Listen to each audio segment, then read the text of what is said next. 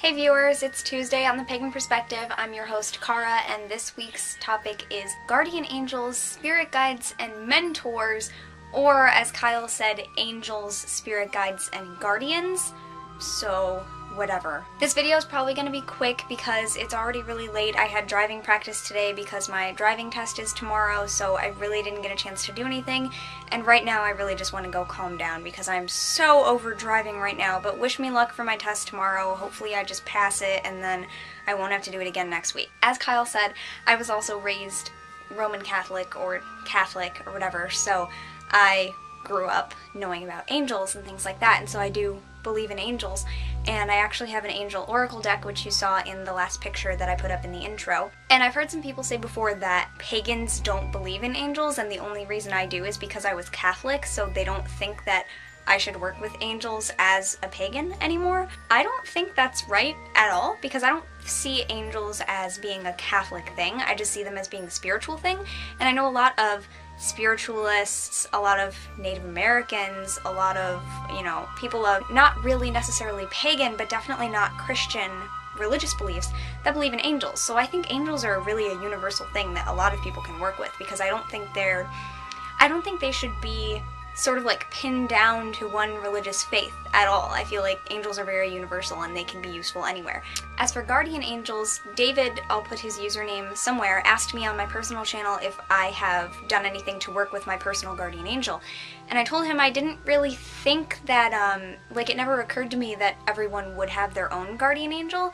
I always just kind of thought that there were angels and they had certain people assigned to them, so I might share mine with multiple people. I don't know why I thought that, but I don't know. I know a prayer to my guardian angel that I was taught when I was very young from my grandmother, and I used to say that every night, and I really like that one. But I've never done anything to find out who my guardian angel is. But I think everyone has a guardian angel. I definitely do, whether it's your own personal one or, one that's just assigned to maybe your whole family or something like that. I don't really know. But I definitely believe that people have guardian angels that you can call upon in times of need.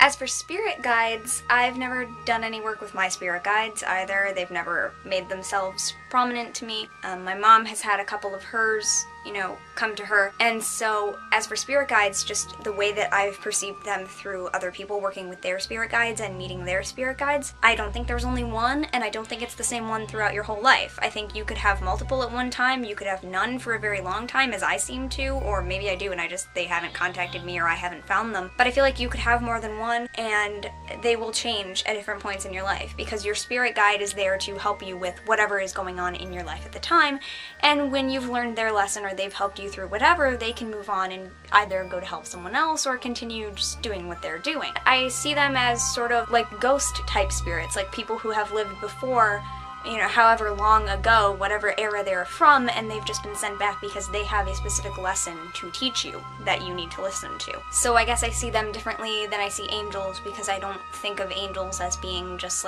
earthly spirits that could come. I don't really know what I believe about how angels exist. I don't really know what the person asked about mentors, what that meant, but I definitely have mentors in my life. I have spiritual mentors and just teachers and things like that. Those would be living people that could teach you a lesson that you look up to, that kind of thing, like my mother and some of our friends, my actual teachers in school, or people who are just life teachers of mine, who are people that I've come across in my life who have taught me lessons. Whether or not I look at them as an actual mentor at the time, they definitely are that kind of thing.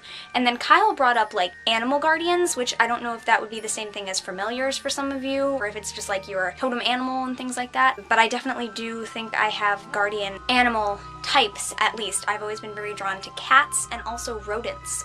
There were a couple times in my life where I just saw mice everywhere. Not literal mice, but I would see visions of mice, and my cat Mystery, I see her everywhere. And I know it's not just some other black cat, because I've been with Mystery long enough. I know what her face looks like and the way she looks at me and things like that. Whether it's a familiar kind of thing or just an animal guardian or a totem animal, cats and rodents seem to be the most prominent for me. This ended up being a long video. I want to go get in the hot tub for a little bit because I need to calm down, because I'm still reeling from just stupid people on the road, you guys. I don't understand.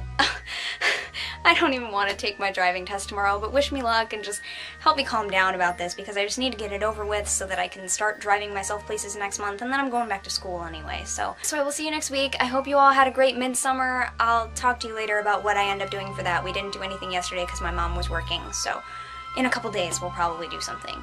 Thank you for being here. You're awesome. See you next week. Blessed be.